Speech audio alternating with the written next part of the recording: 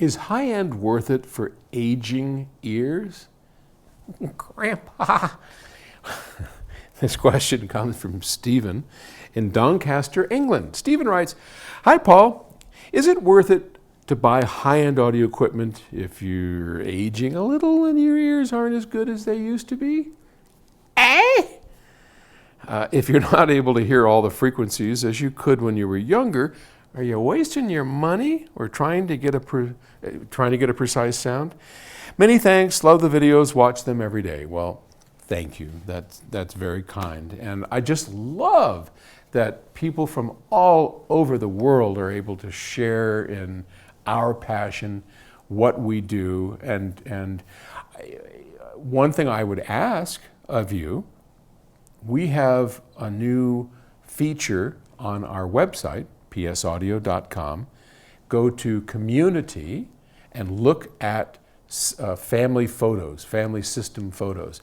And there you'll see hundreds and hundreds of photos, just snapshots of people's systems. And we would encourage you to take a snapshot of your system and post it up there. It's free, we're not spamming anybody. It's just a fun family album, a way to put up your picture of your system, whether it's a desktop setup, a set of headphones, or some big grand thing, doesn't matter. Just join into the family. You're part of this family. Show us what you got. And we'd be delighted to host it up there for you. And you just put like Kevin from the UK or whatever you want. It's a fun place to go. psaudio.com, and go to community on the header, and then just look for the family photo album. Or if you want, you can send an email, Scott, S-C-O-T-T, my son, Scott at psaudio.com. Just email Scott with your photo and a little, you have to have a description, and Scott will take care of it for you. And he's a great guy to email anyway, so Scott at psaudio.com, or just go to the website. Okay, aging ears. One of the myths of audio that kind of, I don't know how it gets around, but the idea that as our hearing ages, we don't hear as well. Now, technically, that's correct. I've had my ears checked, and I only go out to like 10K, 11K, something like that. It's still pretty good, but not the 15, 20K maybe I had as a younger person. And yet, I am a great listener. I hear things that people with much better hearing don't pick up on. Can you hear that? No. It isn't our ears that we hear with. We hear with our brains. We hear with our ear-brain connection. And I've said this before. Some of the best listeners I know have pretty poor hearing. Bascom Kane, who designs some of our electronics, he is one of the best listeners I know.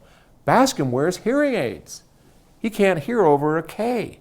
He has these little hearing aids, and he can adjust them for when he's listening to stereo, and he can adjust them when he wants to listen to you.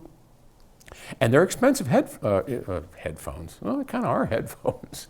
They're expensive hearing aids, but nonetheless, his hearing is not great. He augments it with an electronic device, and yet he's a better listener than I would say 90% of the people I meet at shows.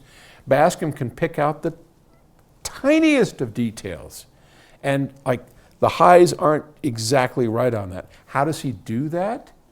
Well, it's not because he has these great hearing aids, or it's because he has worked on training his ear-brain mechanism to recognize sounds, to pay attention to minute details in the stereo, just like I do.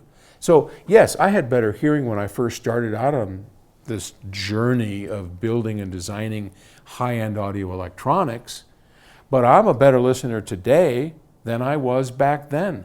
I can pick up on more details, relate them easier to circuit changes that I can make and hear to perfect the sound the way that we want it, so it sounds like live music and it's sweet and juicy and just wonderful sounding.